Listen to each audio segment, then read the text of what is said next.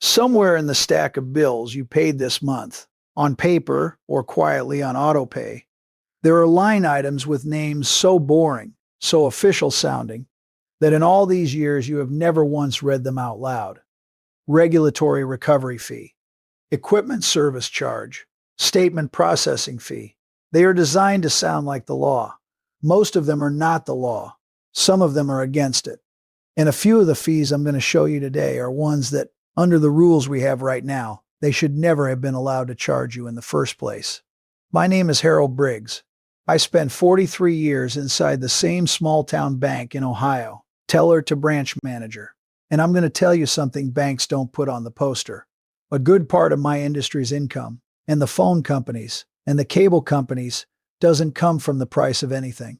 It comes from fees, little lines, $3 here, $8 there, engineered to be too small to fight and too boring to read. I watched those lines get invented. I watched them get renamed whenever people caught on. And I watched them land hardest, always, on the oldest customers, the ones raised to trust a printed bill, the ones too polite to make a fuss. Bank policy said that wasn't my conversation to have. I'm retired now. It's exactly my conversation. So here's the plan for the next 20 minutes. 7 fees. Some of them are flat out prohibited under federal rules. Some become improper the moment you say one particular sentence, and every single one of them comes off your bills with a phone call or less. I'll give you that sentence, word for word, before we're done. It is the single most effective string of words I know for getting money back, and it never once requires you to raise your voice. And listen, number 2 on this list is the one that made me angriest when I learned how it works, because millions of households are paying it every month for something they already own. I'm not going to make you wait for it. Stay with me. Now, 2 objections before they cost you money. First one, Harold, my bills are on automatic payment and everything's been fine for years. Friend, automatic is exactly the problem. Auto pay was sold to us as convenience, and it is. But understand what else it is. It is a system where nobody reads the bill before the money leaves. A wrong fee on auto pay doesn't get caught in month 1. It gets caught in year 6, or never. The people who design these fees know precisely which customers are on auto pay. Second objection. These are small amounts, Harold. I've got better things to do. Let me do the arithmetic I did my whole career. A junk fee of $8 a month is about $100 a year. 3 of those across your phone, your bank, and your cable, and you're past $300 every single year for nothing, forever. When the bank pays you $300, they call it interest and expect a thank you. When it leaves your account in fees, you're supposed to find it too small to mention. It isn't. And if you rent, if you're on a fixed income, if money is tight, these 7 matter more to you, not less. Here's the one idea to carry through this whole video. A fee is supposed to be a price for a service, something done for you, priced and disclosed. So every time you see a fee, ask the only question that matters. What service exactly is behind this line? If there's a real answer, fine, that's commerce. But when there is no answer, when the line exists because a computer put it there and nobody ever pushed back, then that's not a price. It's a test. A little quiz on your bill, asking one question, month after month. Is anybody reading this? Today you start passing the test. Fee number 1. The one I promised you from the phone bill. Third-party charges you never ordered. There's an old industry practice with an ugly little nickname, cramming, and it works like this. An outside company, not your phone company, gets a charge slipped onto your phone bill, a horoscope text service, a voicemail add-on, a subscription you have never heard of with a name like Premium Content Services, $8 or $10, sitting in the middle pages of the bill where nobody looks. Federal regulators have gone after this practice for years, hard, and the big carriers have paid out enormous settlements over it, because charging you for a service you never authorized is not clever marketing. It's not allowed. But enforcement cleans up yesterday's mess, and the bills keep coming today. So here is what you do. This week you get the full itemized phone bill, not the summary page, the itemized one. You can see it in your online account or ask them to mail it.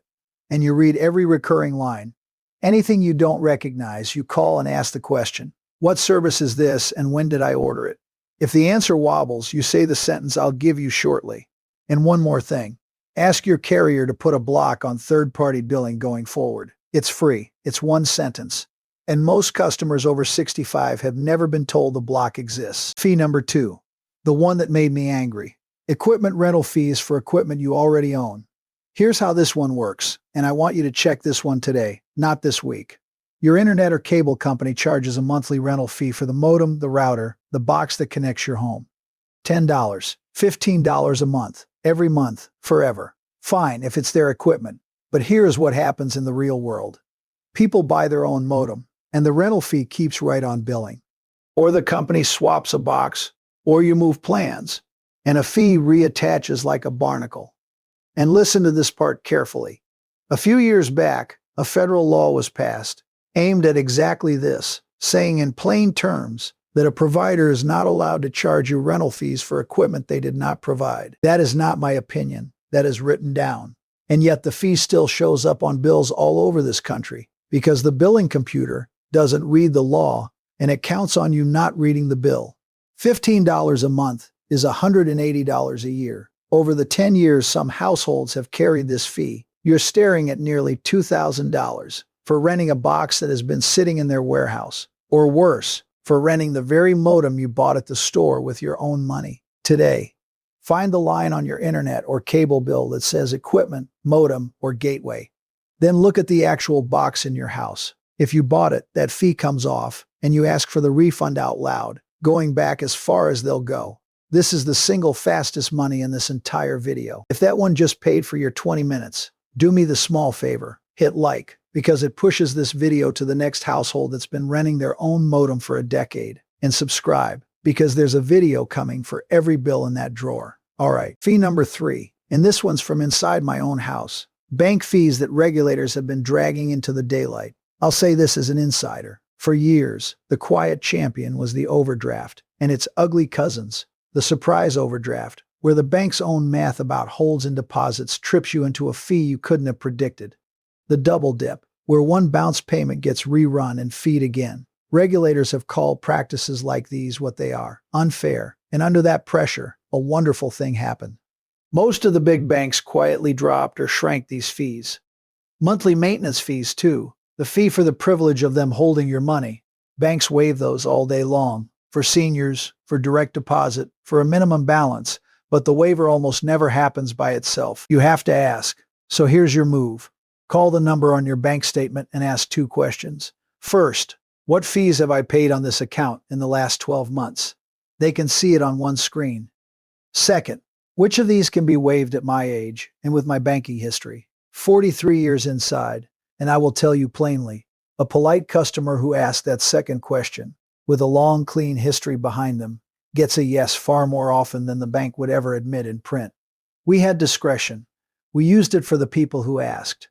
Let me tell you how that actually looked from my side of the desk, because I think it will change how you make that call. Every branch manager in this country has a screen with override buttons on it.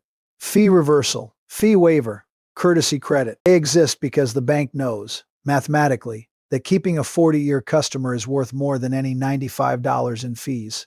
But those buttons only get pressed when someone asks. And here's the part that used to eat at me. The customers who asked were almost never the ones who needed it most. The confident young fellow with 3 accounts would ask, and get his yes in 30 seconds. The widow on a fixed income, who'd banked with us since Eisenhower, would pay the same fee for years without a word, because she'd been raised to believe a printed charge was final. It isn't final.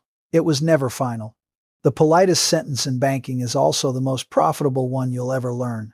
I've been a customer here a long time, and I'd like you to take another look at this fee. Say it exactly like that and let the silence do the rest. Fee number 4, the paper statement fee, and its little cousin, the payment fee. Think about what these two are. A charge for mailing you the record of your own account, and in some cases, a charge, they like the word convenience fee, for the act of paying your own bill, by phone or in person, charging extra at the register, so to speak, for accepting your money. Now, rules on these vary. Some states restrain them, some contracts hide them, so I won't tell you every one of them is forbidden where you live. What I will tell you is that for customers over 65, on request, paper statement fees get waived so routinely that several industries have quiet senior exemptions sitting in their billing systems, unadvertised, waiting for someone to ask. There is something backwards about the world's largest companies charging $4 to the one generation that actually balances a checkbook against a paper statement. If any bill in your house charges you for paper, one call. I'm asking for the paper statement fee to be removed from my account. I'd like the senior exemption if you have one. That's it. Yes is common. And if it's no, ask what free option gets you the same record and make them walk you through it before you hang up. Fee number 5. Medical billing. The land where errors wear the costume of fees. I'm not going to play doctor or lawyer here, but I spent a career reading statements, and I'll give you the banker's rule. In medical bills, the most expensive words are duplicate and unbundled. One service, billed twice, or one procedure, split into pieces and charged as 3.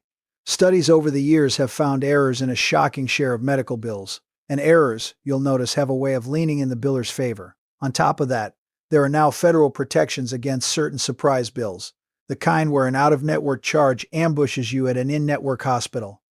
The details go beyond one video, but the defense doesn't. Never pay a medical balance from the summary page. Say this sentence first. Please send me the fully itemized bill. That one request, which they must honor, changes the conversation. Line items have a way of shrinking when someone asks to read them. If something's twice or unrecognizable, call and ask what it is. And if a big balance doesn't budge, your hospital has billing advocates and charity care programs whose entire job is this fight, and using them costs you nothing. Fee number 6. The early termination fee. At the worst moments of life. Cable, phone, internet contracts. They carry exit fees, and in ordinary times, that's the deal you signed. Fair enough. But there are 2 moments when that fee turns indecent, and in a good many places, the rules agree. The first is death. When a subscriber passes away, in many states the provider is required to close the account without an early termination fee, and elsewhere they'll waive it the moment the request is made properly. And yet, every day, somewhere in this country, a new widow gets told on the phone that her late husband's contract has 18 months left on it, and she pays, because she's grieving and tired and the person on the phone sounded certain. The second moment is the move into care, when someone leaves their home for assisted living or a nursing facility, a move nobody makes for fun, and providers in a number of places will, or must, release the contract. If you're ever settling accounts for someone you've lost, the words are these. I'm requesting that this account be closed due to the death of the subscriber, without early termination fees, and I can provide the certificate. Write that one down. Not for this week, I hope, but for the drawer where you keep the things that matter, and tell your kids it's there. And fee number 7. The junk fee finale. The hidden add-ons at checkout. Tickets, hotel stays, service charges, processing charges, the price that grows 20% between the first screen and the last one. This one's been in the news, because federal rules have moved toward one simple idea. The total price, up front, no surprise fees bolted on at the end. Whatever becomes of each rule in each industry, the defense on your end never changes, and I want you to make it a habit. Before you say yes to anything, one question. What is the total, out the door, with every fee included? Out the door. My father used that phrase buying his trucks, and it has not lost a step in 60 years. Any seller who dodges that question is telling you the answer. And before we get to the sentence, one bonus, because it belongs in this list even though no company put it there. The fee you charge yourself. Subscriptions, streaming services, apps, magazines, the gym from 2 towns ago, the trial that quietly became a membership in 2019. This is the one category where the charge was authorized, once by you, and then time did the rest. The industry has a name for the money that comes from people who forgot they're subscribed. They call it breakage, and entire businesses are priced on the assumption that you will never look. So while you've got the statements out this week anyway, run down the recurring charges, all of them, and for each one ask the same question we've been asking all day. What service exactly am I getting for this line? If you haven't used it in 3 months, cancel it and watch for the trick on the way out. The cancellation flow designed to take 6 clicks where the sign-up took 1. Be patient. Finish the 6 clicks. Regulators have been pushing companies toward making cancellation as easy as signing up. Click to cancel, they call it, and whatever shape those rules take, your defense is the same. 15 minutes with a highlighter, twice a year. I've seen that 15 minutes come out worth $500 a year in a house where nobody believed it would find a thing. Now, the sentence. The one I promised. When you find a charge you never agreed to, Here is what you say, calmly, like you're reading a grocery list. I did not authorize this charge. I'm asking you to remove it and to refund what I've paid. Please note my account that I dispute it. That's the whole spell. No anger, no argument. The words authorize, remove, refund, and dispute. In one breath, from a customer who is clearly writing things down.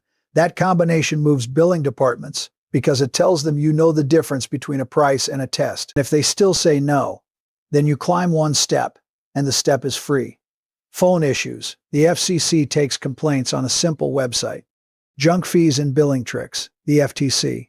Banks. The CFPB. And for nearly everything, your state's attorney general has a consumer office. Companies answer those letters with a speed they never showed you on the phone. One complaint, filed from your kitchen table, cost you a stamp's worth of time. I've watched a 2-year-old fee refund itself inside 2 weeks of one. Let me make it real. There was a woman, I'll call her Eleanor, 81, sharp as a tack, been banking with us since before I had my own desk. Her grandson, good kid, sat down one Sunday to help her set up online banking, and out of curiosity, pulled the itemized phone bill. There it was, premium mobile content, $9.99 a month. Nobody in that house had ever ordered so much as a ringtone. It had been billing, near as they could figure, for over 6 years. Better than $700, gone, $10 at a time, hidden between long-distance minutes and taxes.